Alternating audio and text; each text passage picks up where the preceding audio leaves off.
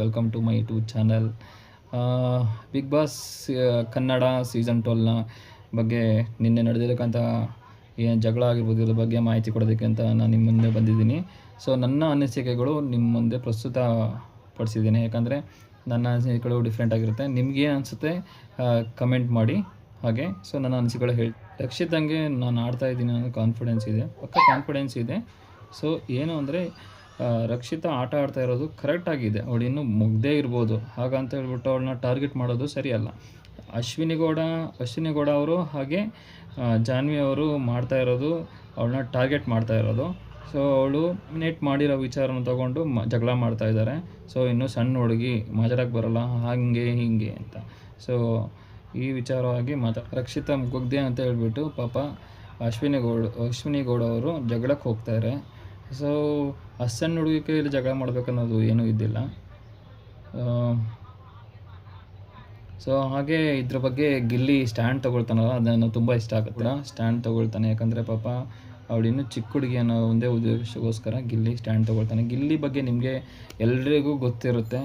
So ಅವನು script ಬರ್ಕೊಟ್ಟು comedy ಮಾಡೋವಂಥ person ಅಲ್ಲ, ಅವನು ಬ್ಲಡ್ಡಲ್ಲೇ ಬಂದಿರೋ ಅಂಥ ಕಾಮಿಡಿ. ಸೊ ಹಾಗಾಗಿ ಅವನು ಪ್ರತಿಯೊಂದು ಮಾತಾಡೋದು ಕೂಡ ಕಾಮಿಡಿ ಆಗಿರುತ್ತೆ, ಅದೇ ಜನರಿಗೆ ಇಷ್ಟ ಆಗುತ್ತೆ. ಸೊ ಇನ್ನೊಬ್ಬರ ಬಗ್ಗೆ ಸ್ಟ್ಯಾಂಡ್ ತೊಗೊಳೋದ್ರಲ್ಲೂ ಅವನು ಬೆಂಕಿ ಅಂತಲೇ ಹೇಳ್ಬೋದು. ಕಾವ್ಯನ ಬಗ್ಗೆ ಹೇಳಬೇಕಂದ್ರೆ ಕಾವ್ಯ ಕೂಡ ಪಾಪ ಸಪೋರ್ಟ್ ಮಾಡ್ತಾಳೆ ಯಾರಿಗೆ, ರಕ್ಷಿತಂಗೆ.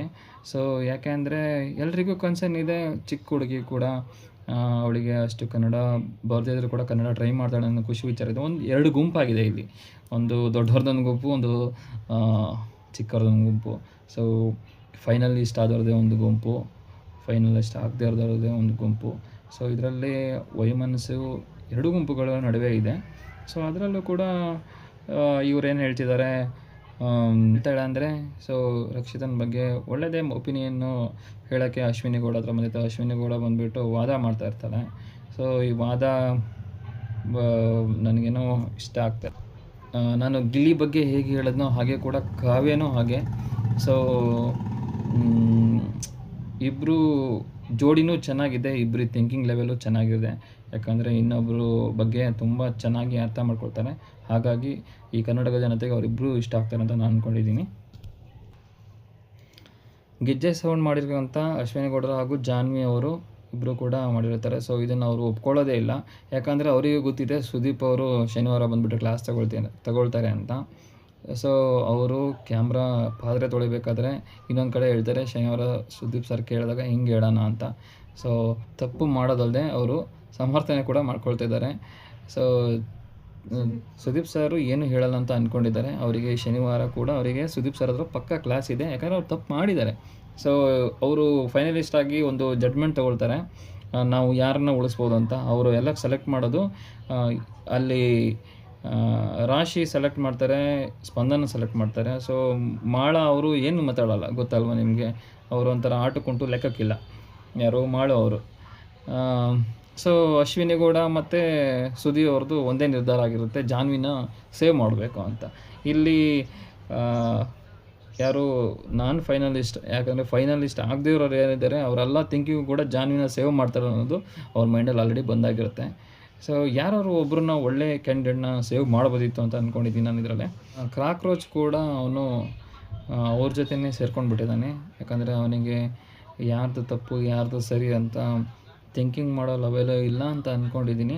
ಯಾಕಂದರೆ ಸುದೀಪ್ ಸರ್ ಬಂದು ಶನಿವಾರ ಹೇಳಿದಾಗಲೇ ಗೊತ್ತಾಗೋದು, ಅಣ್ಣ ನಾನು ತಪ್ಪು ಮಾಡಿದ್ದೀನಿ, ಅಣ್ಣ ನಾನು ತಪ್ಪಾಯ್ತು. ಕ್ರಾಕ್ರೋಚ್ ನಿಲುವೇನಾಗಿತ್ತು ಅಂದರೆ ಜಾನ್ವಿ ಗೌಡನ ಸೇವ್ ಮಾಡಲೇಬೇಕು, ಅದು ಹೇಗಾದರೂ ಆಗಿಲ್ಲ. ಯಾರು ಏನೇ ರೀಸನ್ ಕೊಟ್ಟರು ಇಲ್ಲ ಅದು ಹಂಗೆ ಬರೋಲ್ಲ, ಇದು ಹಿಂಗೆ ಆಗೋಲ್ಲ.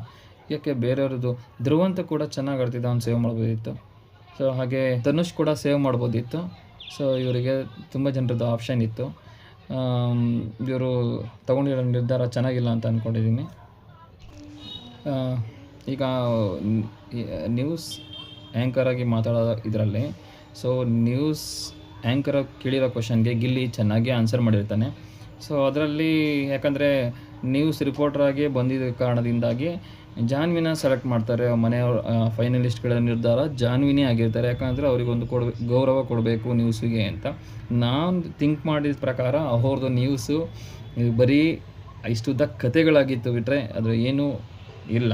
ಯಾಕಂದರೆ ಅವರಿಗೆ ಫೈನಲಿಸ್ಟಿಗೆ ಜಾನ್ವಿನೇ ಸೇವ್ ಮಾಡಬೇಕಿತ್ತು. ಸೊ ಹಾಗಾಗಿ ಅವ್ರನ್ನೇ ಅವರು ತಗೊಂಡಿದ್ದಾರೆ. ಅಲ್ಲಿರೋರು ಎಲ್ಲರೂ ನಾನ್ ಫೈನಲಿಸ್ಟ್, ಯಾರು ಫೈನಲಿಸ್ಟ್ ಆಗಿರಲ್ಲ. ಅವರು ಚೆನ್ನಾಗೇ ಮಾತಾಡಿರ್ತಾರೆ ಮೈಕ್ ಮುಂದೆ. ಯಾಕಂದರೆ ಆ್ಯಂಕರ್ ಕೇಳಿರೋ ಕ್ವಶನ್ಗೆ, ಸೊ ನ್ಯೂಸ್ ಆ್ಯಂಕರ್ ಕೇಳಿರೋ ಕ್ವಶನ್ಗೆ ಎಲ್ಲರೂ ಚೆನ್ನಾಗಿ ಮಾತಾಡಿರ್ತಾರೆ. ಆದರೆ ಜಾನ್ವಿ ಮಾತ್ರ ಉದ್ದ ಎಳೆದಿರ್ತಾರೆ ಅಂತ ನನ್ನ ಅನಿಸಿಕೆ. ಸೊ ರಕ್ಷಿತಾ ಕೇಳಿರೋ ಕ್ವಶನ್ನು, ನೀನು ಕ್ಯಾಮ್ರಾ ಮುಂದೆನೇ ದಿನ ಕಳೀತಾ ಇದೆಯಾ ಅಂತ ಕೇಳಿರ್ತಾರೆ. ಅವರು ಬಂದಿರೋದೇ ಕ್ಯಾಮ್ರಾ, ಸೊ ಯೂಟ್ಯೂಬಿಂದನೇ ಬಂದಿರ್ತಾರೆ. ಸೊ ಅವರು ಇಷ್ಟ, ಯಾವುದನ್ನು ಬೇಕಾದ್ರೂ ಚೂಸ್ ಮಾಡ್ಬೋದು. ಇವರು ಸಿನಿಮಾ ರಂಗದಿಂದ ಇಲ್ಲ ಧಾರಾವಾಹಿಯಿಂದ ಬಂದಿರ್ತಾರೆ. ಇವರು ಕೂಡ ಕ್ಯಾಮ್ರಾಯಿಂದನೇ ಬಂದಿರೋದು, ಜನರಿಗೆ ತಲುಪಿರ್ತಾರಲ್ವ.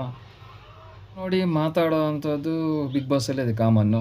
ಸೊ ಇದನ್ನು ಇವರು ನ್ಯೂಸ್ ಆ್ಯಂಕರ್ಗಳು ಯಾವ ಥರ ತಿಳಿಯುತ್ತೆ ಶನಿವಾರ ಸುದೀಪ್ ಅವರು ಏನು ಜಡ್ಜ್ಮೆಂಟ್ ತೊಗೊಳ್ತಾರೆ ನೋಡೋಣ, ಕಾದು ನೋಡೋಣ. ಸೊ ಯಾರು ಉಳ್ಕೊಳ್ತಾರೆ, ಯಾರು ಆಚೆ ಹೋಗ್ತಾರೆ ನೋಡೋಣ. ಸೊ ನನ್ನ ಫೇವ್ರೆಟ್ ಕಾಂಟೆಸ್ಟೆಂಟ್ ಅಂದರೆ ಗಿಲ್ಲಿ ಮತ್ತು ಕಾವ್ಯ. ಸೊ ನನ್ನ ಕಡೆಯಿಂದ ಓಟು ಅವರಿರುತ್ತೆ. ನೀವು ಯಾರಿಗೆ ಓಟ್ ಹಾಕ್ತೀರಿ ಅಂತ ನನಗೆ ಕಮೆಂಟಲ್ಲೇ ತಿಳಿಸಿ. So thank you so much.